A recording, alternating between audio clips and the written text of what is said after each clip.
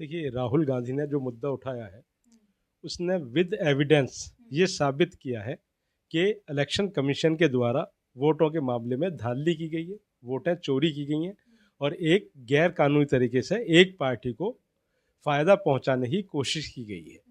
और जब एविडेंस ऐसी मौजूद हैं, जब लोग जिंदा हैं उनको मरवा दिखा दिया गया, जब ऐसी एविडेंस मौजूद है कि जिन लोगों की वोट कास्ट हुई वो है ही नहीं, जब ऐसी एविडेंस मौजूद है कि फर्जी तरीके से वोट लिस्ट तैयार की गई, तो ऐसे मामले में इलेक्शन कमीशन के ऊपर जो इंडिपेंडेंट वोट बॉडी होती है, बहुत ज़्यादा गहरा साया गहरा जाता है कि उसने पार्टी को, एक पर्टिकुलर पार्टी को फ़ायदा पहुंचाने के लिए गैर कानूनी रूप से अन्यायपूर्ण काम किया है। हाँ, जनता का ये जो राइट है वोट देना, वो अपना नेता क्यों चुनती है कि नेता जो है वो हमारे हिस्से में काम करे। लेकिन यहाँ पर तो इलेक्शन कमीशन ही पार्टियों के साथ मिलता नजर आ रहा है। क्या लगता है कि इलेक्शन कमीशन कठपुतली बन गया है किसी की? देखिए, भारतीय संविधान के तहत भारत के हर नागरिक को, जो बालिग है, जो मेजर है, उसको वोट देने का अधिकार दिया गया है। और वो अधिकार एक लीगल राइट है, जिसको कर्टेल होने की सूरत में अगर कोई पार्टी उसका हनन करता है, वायलेशन करता है, हम कोर्ट में भी जा सकते हैं।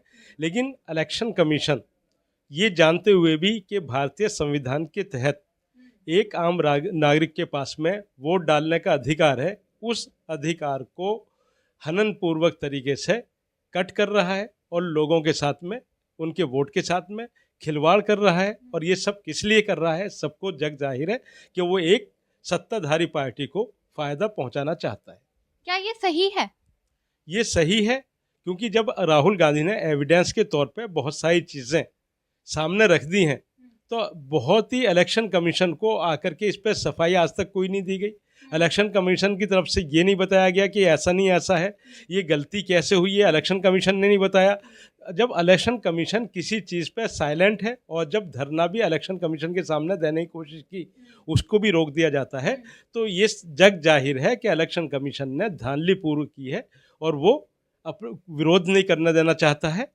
और जो उसके अपोजिट में विरोध करने आता है, तो सत्ताधारी पार्टी गैर कानूनी रूप से उनको बंधक बना लेती है। जैसा कि देखा गया है, पीछे जब धरना देने का प्रयास किया गया, तो राहुल गांधी हो या प्रियंका हो या दूसरे सांसद हो, सभी को बंधक बना लिया गया।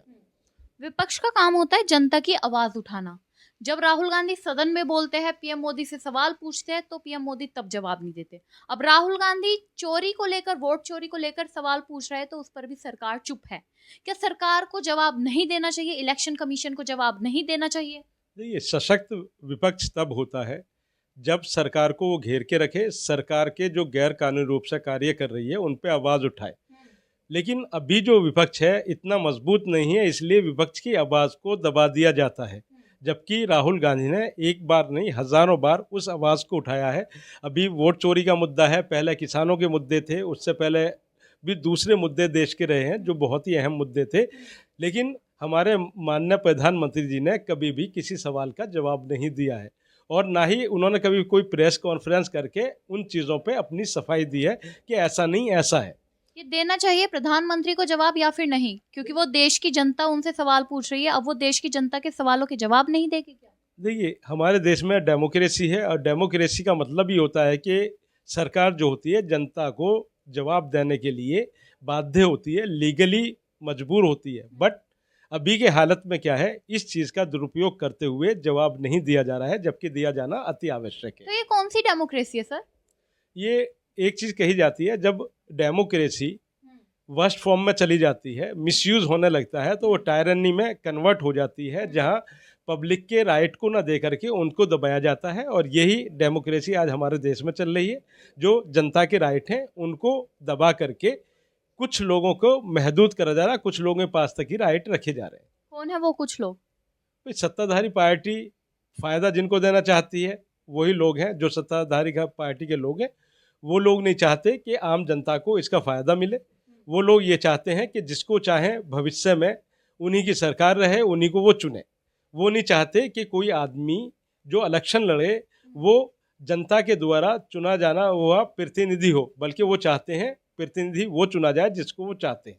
मतलब जनता जिसे चुनना चाहती है वो ना चुना जाएगा, जो पीएम मोदी चाहते हैं, जो सत्ताधारी पार्टी चाहती है, उसके नेतृत्व में देश चलेगा। आज के हालात में ये लगता है कि जब भी कोई बड़ा इलेक्शन होता है उसमें लोग बार बार टुकड़ों में इलेक्शन होता है।